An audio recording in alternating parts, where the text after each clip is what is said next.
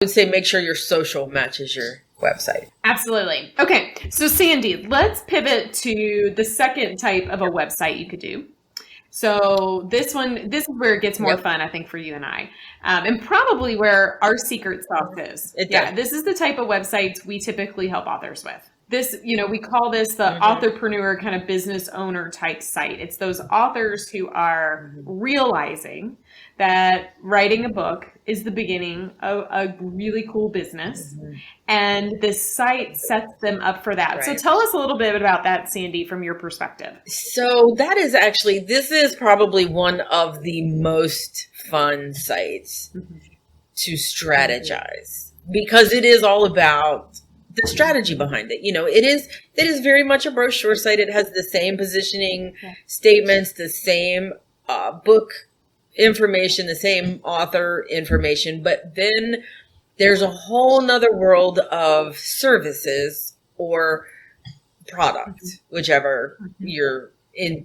Some authors want to create product around their book, and some want to do coaching or speaking or provide a service around the book, which it just gets really fun to brainstorm with them and strategize and figure out the best way to highlight their services. It is by far my most favorite thing, because typically when an author is at this stage and we get the chance to work with them, they are still trying to concept what they can do with their book. And so they're testing some things, but they are realizing, either because it's the reason that they wrote their book or they're already getting feedback from people, that the magic in books is that the message doesn't stay on the page, that it can be invited into other ways, and have a really meaningful experience with people. So when you become this authorpreneur and you're building kind of an authorpreneur business site,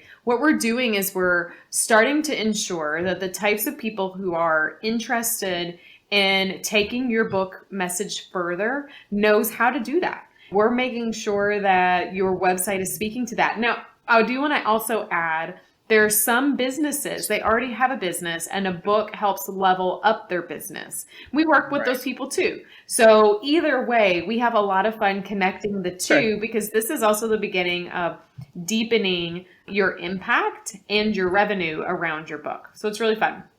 So I would say this is a good website for people to consider if they're, you mentioned some of this, Sandy, if they want to speak, that's a pretty natural progression for authors if you're interested in speaking. If they want to do some workshops, Sandy, I love how you talk about an authority brand, but if they're really wanting to be thought leaders and command the space, this type of a website works for that. There are people who have this message, and they also, like I mentioned, are building beyond this book brand. Sometimes that's brick and mortar products, things you can touch and feel. Sometimes it's coaching and consulting.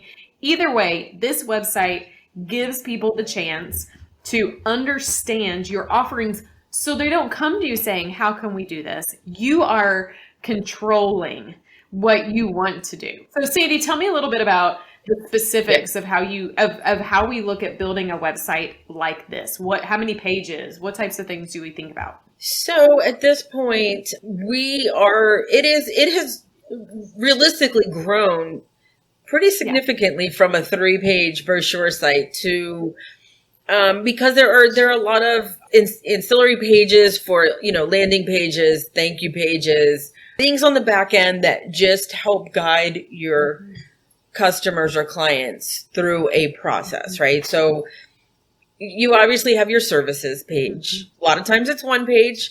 If you have some pretty in-depth services and packages, it can be a page per service, right? It's about planning out how that works. Definitely the contact becomes much more important on how they reach out. How are you selling? Are you scheduling consults? How is this whole process happening for that client? And in the end, it is always about that customer journey, right? How they're getting through your site. It is always about their journey and making it as easy as possible for them to get to you. Absolutely. So the biggest additions are the services, and then those pages on the back end that you may have for opt-ins, which we'll talk about at some point, maybe things you're giving away, check worksheets, whatever that is. But there are those landing pages, there are thank you pages, there's just a little bit more. So it can grow into close to a 10 to 12 page website at that point. It can. And I would also say that usually if you are trying to build a business around your book's message or vice versa, you are probably wanting to create a way for people to want to come back to your site regularly and remember you. And that's where this kind of dynamic phase comes in. So you might have a blog or a podcast or a vlog or, like a media page or something that gives people a reason and you're directing them back to that. And it kind of creates some engagement.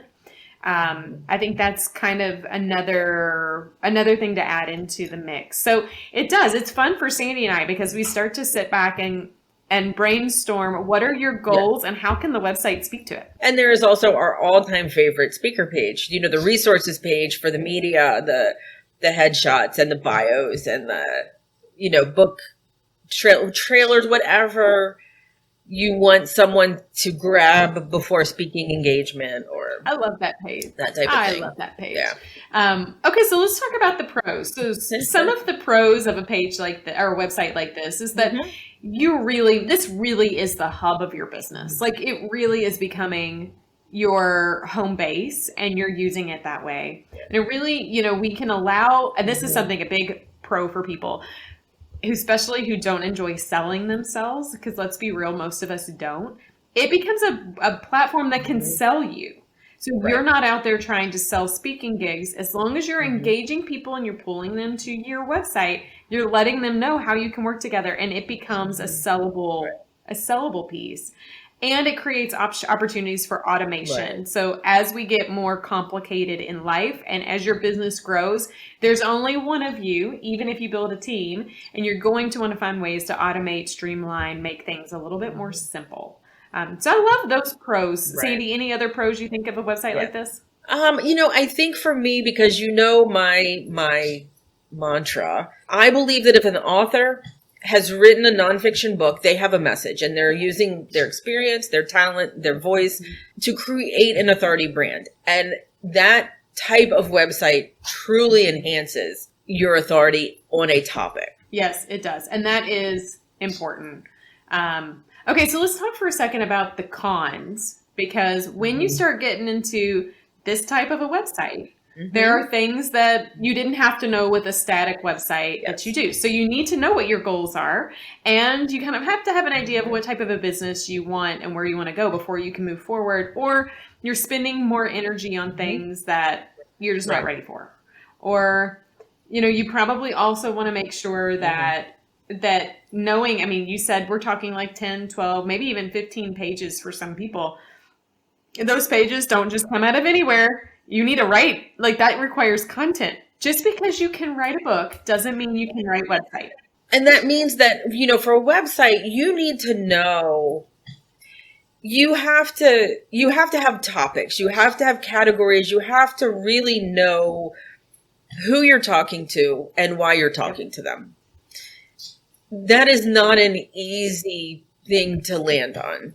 And it is easy for us to start to veer off of our messaging a little bit, or so it's constant content around your topic, and that could be blog posts, vlogs, however you choose to speak to your people. It is a constant flow of content, so it is not a one and done kind of site. No, and for some people that's a larger time commitment than they have the capacity for, and so that's why a site like this might not be a good solution.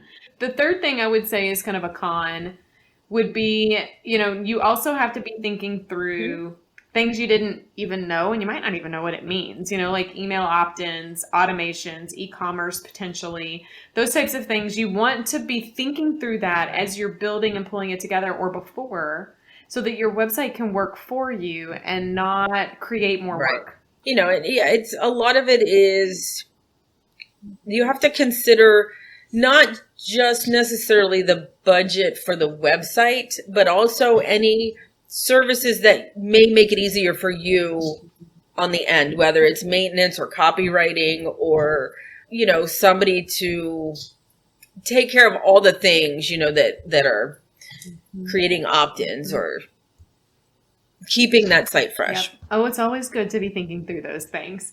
I would say, now thinking through those things and some tips you just mentioned, there's a couple tips I want to leave you with. If this is a website you think you want to go down a type.